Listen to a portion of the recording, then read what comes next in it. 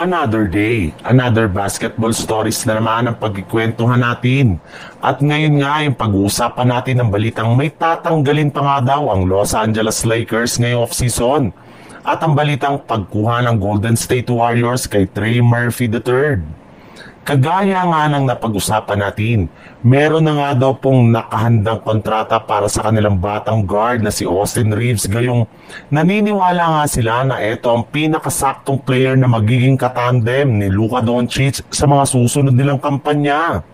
Ngunit meron man ngang mananatili ay meron rin naman ngang aalis, gayong inamin nga ng isang insider na bagamat man nga pwede nang bigyan ng contract ng Lakers si Rui Hachimura ay ayaw pa rin nila itong gawin. Sa ngayon nga ay prioridad nga nilang panatiliin si Austin Reeves kaysa kay Hachimura na kasalukuyang questionable ang kanilang future sa Los Angeles Lakers dahil sa ginawang desisyon ng kanilang front office. Sa madaling salita, pwede na ang gamitin ng Lakers si Hachimura bilang trade asset para makakuha sila ng bagong player na makakatulong sa kanilang kampanya next season. Kasabay rin nga ng paglabas ng ganyang klaseng balita, ay binulgar na nga ng isang NBA insider na plano na nga daw ng coaching staff ng Lakers na tanggalin si Hachimura sa kanilang starting lineup at paglaroy na lamang ito sa kanilang off the bench.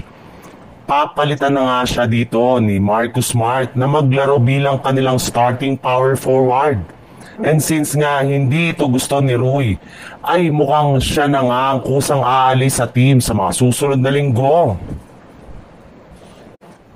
Sa ibang balita naman, base nga sa kalalabas pa lang na balita ng isang NBA insider ngayong araw, ilang linggo na nga daw pong hindi nagkakausap ang management ng Golden State Warriors at ang kanilang batang player na si Jonathan Kuminga.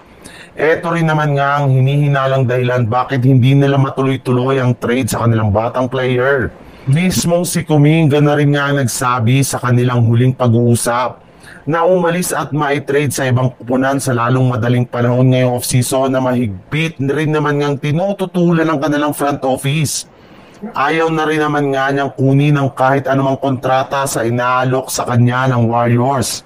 Kaya dahil dyan, ay hindi na nga sila nagkakaintindihan pa ng kanilang kupunan.